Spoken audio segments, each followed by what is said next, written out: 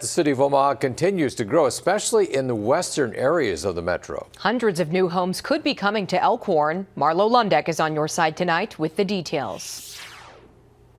In the coming years, this plot of land could be a bustling new Elkhorn neighborhood. The project area is 173 acres, a total of 379 single-family custom lots. Developers went before the Omaha Planning Board Wednesday afternoon with the subdivision plans for 209th and Blondo Streets.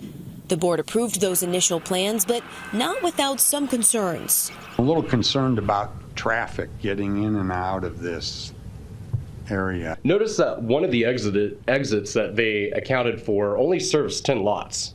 The rest are only being served by 3 different exits out of this division, which is absolutely asinine if you know what type of traffic, not only on school days, but this is a problem that the neighborhood has been dealing with during weekends as well. Some neighbors are hoping for accommodations for privacy for the neighborhood.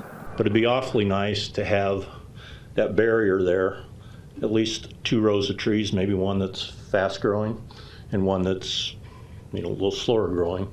The development would include paving Blondo Street and potentially adding 4-way stops in the area.